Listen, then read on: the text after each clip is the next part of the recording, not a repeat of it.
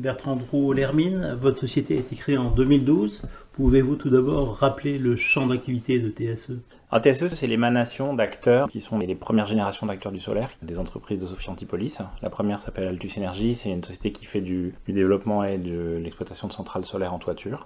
Et la deuxième s'appelle Solaïs, et Solaïs, c'est un bureau d'études qui fait beaucoup d'ingénierie, beaucoup de publications scientifiques, notamment autour de la ressource solaire. Donc ça, c'est deux sociétés historiques, à la fois du solaire et de Sophie Antipolis. Et TSE, en fait, est devenu le bras armé de cet écosystème pour se développer sur deux axes. Le premier, c'est les centrales au sol vers des terrains dégradés, des anciennes friches, des anciennes carrières, des anciens sites industriels. Et le deuxième pied de notre développement, c'est ce qu'on appelle l'agrivoltaïsme. C'est le fait de faire cohabiter de la production d'énergie solaire avec une production agricole, qu'elle soit en culture ou en élevage.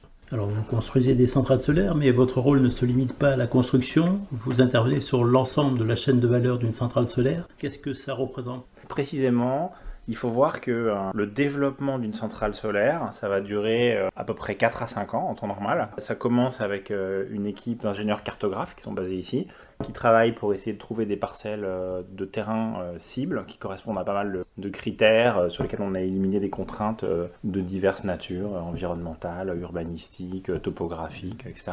Ça, c'est une partie identification. Ensuite, nous, on est organisé avec des agences. Donc, on va territorialiser pas mal de fonctions un peu partout en France. Donc, ça va être des fonctions de sécurisation foncière, des fonctions de relations avec les territoires, de relations avec le monde agricole. Et après, on a un troisième gros morceau qui est tout ce qui est études environnementales et préparation et suivi de l'instruction des permis de construire. Et donc ça, c'est ce qu'on appelle le développement chez nous. Donc, déjà, sur un projet, il faut compter 3 ans pour arriver à séquencer toutes ces phases-là. Et après, quand on a un permis de construire sur un terrain pour pouvoir construire une centrale, on va aller chercher un tarif de vente de l'électricité, historiquement beaucoup à travers les appels d'offres organisés par la Creux. Et de plus en plus, maintenant, on fait ce qu'on appelle les PPA, donc qui sont des contrats de gré à gré pour vendre l'énergie à un groupe industriel, une collectivité territoriale ou à une coopérative agricole, par exemple. Et quand on a tout ça, on va chercher une solution de raccordement pour raccorder la centrale. Et après, un financement, on construit. Ça dure à peu près 5 ans, toute cette phase. Depuis, je signe une promesse de bail pour sécuriser un terrain jusqu'à je construis et je raccorde une centrale solaire. Et après, on exploite la centrale pendant une quarantaine d'années.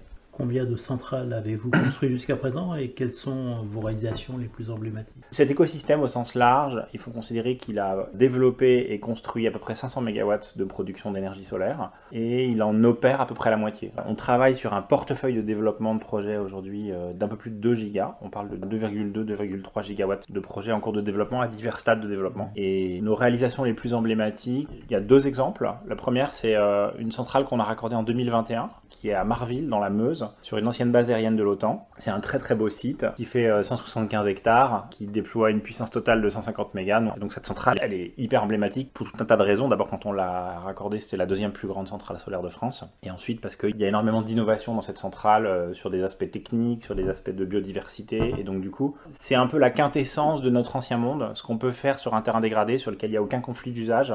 Et deuxième exemple, c'est les innovations récentes qu'on a sorties en agrivoltaïsme. Et donc là, on a inauguré 2 canopées. Une à Brouchy, il y a quelques semaines, et la première l'an dernier à Amance, en Haute-Saône. Et ça, ce sont des systèmes hyper innovants qui permettent de déployer de la production d'énergie solaire par-dessus des cultures sur des grandes cultures. Tout type de grandes cultures, blé, maïs, soja, orge, colza, etc. Et c'est un système qui est extrêmement vertueux parce qu'il permet de maintenir et de renforcer l'activité agricole, donc de déployer un service à l'agriculteur, tout en produisant de l'énergie solaire. Quel type de solution proposez-vous et à qui s'adresse-t-elle tout particulièrement? Alors aujourd'hui, TSE, c'est répondre à peu près à toutes les problématiques, entre guillemets, de production d'énergie solaire. Vraiment, nos 2 piliers principaux sont les centrales solaires sur terrain dégradé, un type de foncier qui ont été énormément travaillés depuis 15 ans, mais il y a encore du potentiel en France. Et en fait, on a un énorme développement sur les activités agricoles. Ce qu'est l'agrivoltaïsme pour nous, c'est un sujet de développement majeur. On travaille énormément avec le monde agricole pour aller développer des projets, soit en canopée, soit avec des systèmes qu'on appelle nous des ombrières de culture, ou en élevage. Il y a beaucoup d'enjeux d'apporter des solutions à l'élevage. Et enfin, on a un dernier pôle, le pôle convergence, et qui va traiter de sujets de multi-énergie sur des sites industriels notamment. Par exemple, on a un site emblématique. On a été sélectionné il y a quelques mois pour redéployer un projet global multi-énergie sur un site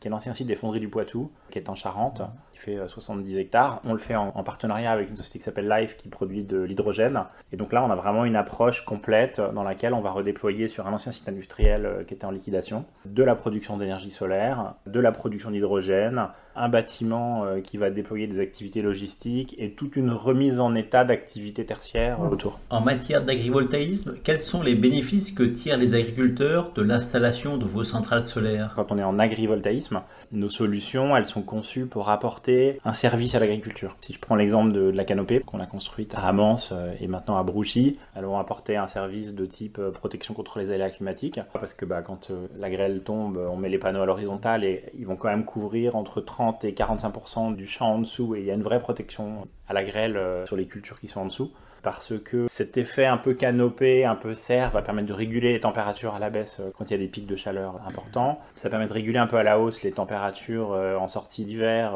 notamment quand on est exposé à des épisodes de gel tardif. Et puis il y a d'autres services, notamment ce qu'on constate beaucoup, c'est que nos panneaux, quand ils sont par-dessus des cultures, ils sont sur un système, ce qu'on appelle un système de tracker. C'est un système qui fait tourner les panneaux et ils suivent la course du soleil d'est en ouest au fur et à mesure que la journée avance. Et ça crée un ombrage qui tourne et qui balaye la parcelle en dessous. Ça permet de réguler la température à la baisse en été et ça permet aussi de limiter l'évapotranspiration et donc la consommation d'eau, qui est un des enjeux les plus importants dans le monde agricole dans les prochaines années. Vous avez développé une ombrière photovoltaïque adaptée aux grandes cultures. Quelles sont les caractéristiques de cette canopée agricole?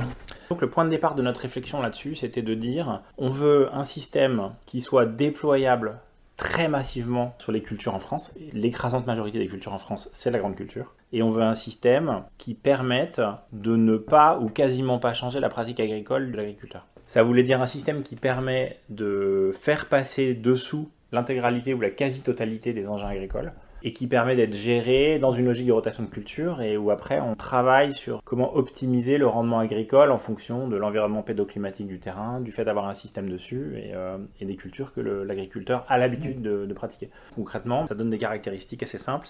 Il faut voir une canopée, c'est un système avec des poteaux, avec un système de câbles pour soutenir la structure de panneaux. Et en fait, on va avoir dans un sens un espacement entre les poteaux de 27 mètres, qui va être l'axe de travail de l'agriculteur, et un point bas à 5 mètres ou 5 mètres 50. Et donc du coup, on sait faire passer en dessous de nos structures canopées quasiment tous les engins agricoles. Ça permet de déployer en grande culture. Et c'est évidemment extrêmement pratique pour nous parce qu'on sait qu'il y aura toujours des rotations de culture, 1 à 2 fois par an. Et ça permet d'intervenir sur le système si on a besoin, de s'insérer entre 2 rotations de culture pour pouvoir aller changer un moteur s'il y a besoin, qui font tourner les systèmes de panneaux ou un panneau ou faire une intervention. Et donc c'est à la fois facile à exploiter en maintenance et en opération. À Brouchy, ce type d'ombrière est doublé d'un système d'irrigation intelligente. Ça représente une solution d'avenir en ces temps de sécheresse? Ouais, c'est une solution absolument majeure. Je pense que c'est une première mondiale d'avoir un système déployable sur grande culture qui intègre une brique irrigation. La gestion de l'eau, c'est un enjeu absolument critique.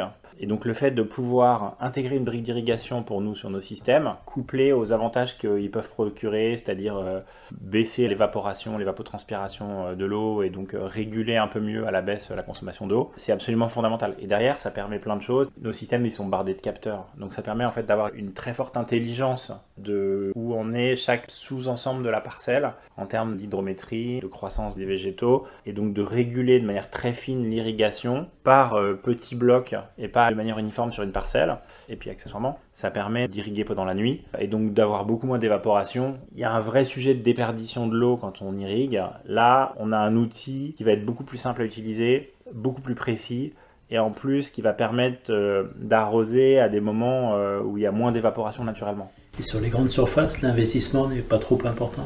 Sur les grandes surfaces, l'investissement il est important et le prix de revient de l'énergie qu'on produit il est plus élevé que sur des systèmes de tracker ou même sur des centrales au sol. Mais d'abord, on est dans un monde de prix de l'énergie élevé et je pense qu'on est rentré durablement dans ce monde. Et 2, on est à un moment où l'État organise en fait ce qu'on appelle l'accès au marché, donc les capacités pour les différents types de solutions techniques de centrales solaires de vendre leur énergie. Aujourd'hui, on a notre autorité de tutelle qui est la CRE, la Commission de régulation de l'énergie, organise des appels d'offres pour permettre à différentes familles de solutions de vendre l'énergie pendant longtemps avec un prix d'achat qui est garanti, qui permet en fait d'avoir une visibilité très forte sur des cash flows à 20 ans dans notre métier et donc de mettre en place des financements assez optimisés qui permettent du coup de financer ces systèmes même quand ils sont plus chers.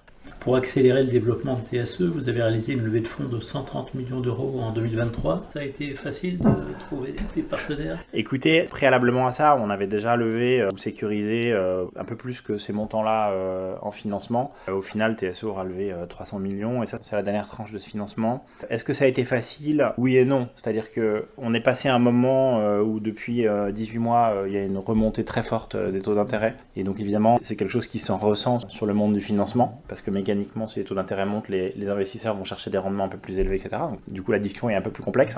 Mais je pense qu'on a réussi à agréger le plus beau tour de table possible qu'on puisse rêver de constituer dans notre métier parce qu'on a fait rentrer à notre capital 3 acteurs. Euraseo, qui est un des plus beaux fonds d'investissement institutionnel français, le Crédit Agricole, qui est le premier financeur du monde agricole, et la Caisse des dépôts et consignations, qui est le premier financeur des collectivités territoriales. Je mentirais si je disais que ça a été super facile. En revanche, je pense qu'on a les meilleurs acteurs possibles qui valident toute notre stratégie, notre modèle et ce qu'on a fait jusqu'à présent. C'est un signe de confiance dans votre avenir? Quelles sont vos perspectives de développement à moyen terme? C'est un énorme signe de confiance. En fait, nous, on a vécu caché pendant 5 ans chez TSE pour pouvoir à la fois agréger un portefeuille de projets très importants avant de devenir une cible, et en même temps pour amener sur le marché des innovations sur lesquelles on a longtemps travaillé, notamment en agrivoltaïsme. Et donc on est sorti de terre il y a un peu plus d'1 an et on est devenu aujourd'hui un acteur absolument référent sur l'agrivoltaïsme. Donc ça valide complètement ce qu'on a fait jusqu'à présent et ça nous donne les moyens de dérouler notre feuille de route qui est hyper ambitieuse. Et notre objectif, c'est d'avoir plus de 4 gigas de production en fait en 2030. On a un portefeuille de projets très important. Aujourd'hui, ces projets commencent à arriver à maturité. Donc on est devenu un acteur vraiment très important de cet écosystème et l'ambition pour nous, c'est d'en être le leader assez rapidement. En termes de salariés, vous envisagez aussi une croissance? Alors on a énormément cru en fait en termes d'effectifs.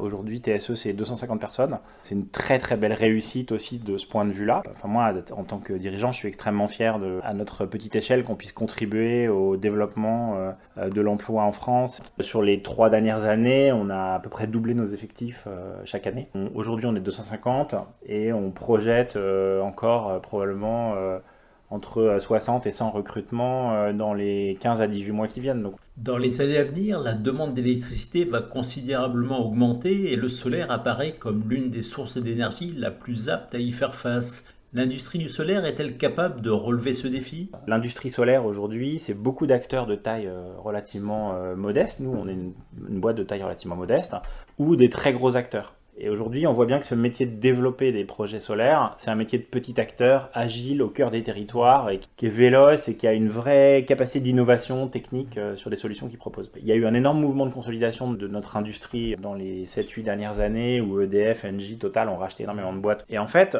personne n'y arrivera seul. Nous, on sait très bien qu'on a besoin qu'il y ait 6, 7, 8 acteurs crédibles, d'excellente qualité dans le déploiement et dans la gestion opérationnelle de projets et de centrales dans le solaire. Nous, on en sera un, clairement. Il y en a quelques-uns qui se sont très très bien construits sur des marchés de niche et qui progressivement essayent d'élargir leur palette et on a besoin que ces acteurs-là émergent. Alors, historiquement, le siège est basé à Sophia Antipolis. Est-ce que ça vous amène des projets particuliers dans cette région?